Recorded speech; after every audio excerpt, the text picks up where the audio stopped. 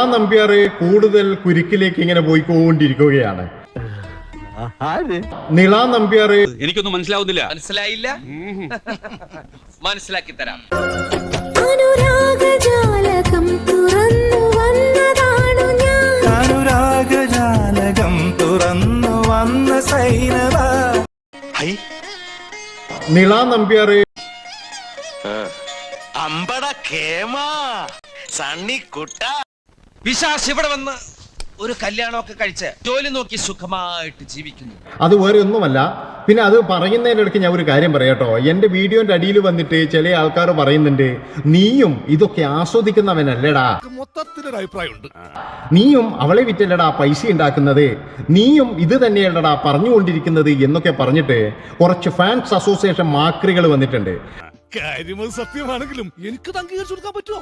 ആദ്യം തന്നെ ഞാൻ ഇവനോടൊക്കെ പറയുകയാണ്, നിനക്കൊന്നും ഇതിന്റെ വിഷമം അറിയില്ല. ഇതിന്റെ വിഷമം അറിയണമെങ്കിൽ ഈ കുട്ടികളൊക്കെ സോഷ്യൽ മീഡിയ എടുത്ത് നോക്കുന്ന വീട്ടിലുള്ളതായിരിക്കണം നീയൊക്കെ. ശരിയാടാ. അതായത് ഈ ഇന്നത്തെ കാലത്ത് എന്ന് പറഞ്ഞാൽ സോഷ്യൽ മീഡിയ പ്ലാറ്റ്ഫോം എന്ന് പറഞ്ഞാൽ കുട്ടികൾ, ചെറിയ കുട്ടികൾ വരെ ഉപയോഗിക്കുന്നതാണ്. അവിടെയാണ് ഈ സ്ത്രീ വളരെ മോശമായ രീതിയിൽ, അതായത് മറ്റുള്ളവരിൽ നിന്നും വ്യത്യസ്തമായ രീതിയിൽ പബ്ലിക്കായിട്ടാണ് ഈ സ്ത്രീ ഇപ്പോൾ എടുക്കുന്നതും അതുപോലെ തന്നെ ഷഡ്ഡി അയക്കുന്നതും പ്രൈസർ അയക്കുന്നതുള്ള ഫോട്ടോകളും വീഡിയോകളും പങ്കുവെക്കുന്നതെന്നുള്ള. അതിന് ഒരുപാട് പേര് നല്ല രീതിയിൽ പ്രതികരിച്ചിട്ടുണ്ട്. അത് മാത്രവുമല്ല, അത് കഴിഞ്ഞിട്ടുള്ള ഒരു ചാരിത്ര പ്രസംഗമുണ്ട്. എന്താണെന്ന് വെച്ചാൽ, എന്നെ ഇങ്ങനെ ആക്കിയത് എൻ്റെ നാട്ടുകാരാണ്. തന്നെ സമ്മതിച്ചു തന്നിരിക്കുന്നു. ഉള്ളത് പറഞ്ഞ ഒരിക്കൽ പട്ടിണി കിടന്ന് മൂത്തപ്പോ ആത്മഹത്യ വന്നതാ ഇവിടെ.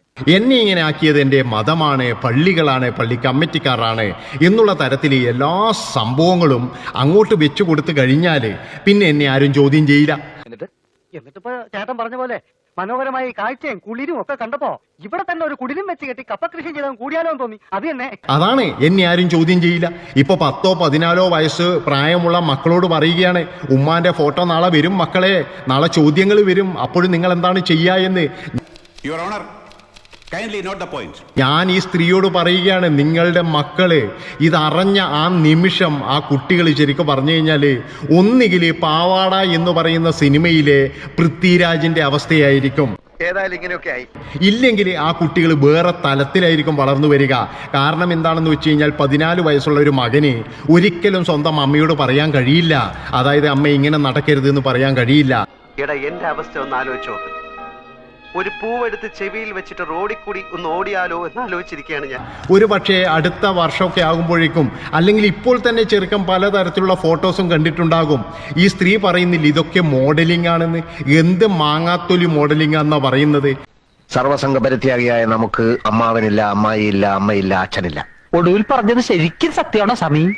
അതായത് സ്വന്തം ഈ അടിവസ്ത്രം ഇങ്ങനെ അഴിക്കുന്നത് കാണിക്കുക, അതുപോലെ മൂത്രമൊഴിക്കുന്നത് കാണിക്കുക, അതുപോലെ ഈ ഷഡ്ഡി ഇങ്ങനെ അഴിച്ചിട്ട് തലയിലിടുക, ഇതൊക്കെയാണോ മോഡലിംഗ്? നീ ഇത്ര മണ്ടറായി പോയല്ലോ. തൽക്കാലം ഇത്രയും മതി. ബാക്കി ഞാൻ നിന്നെ ഇടയ്ക്കിടയ്ക്ക് വിളിച്ചോളാം. പോയിട്ട് ചില അത്യാവശ്യം ഉണ്ട്.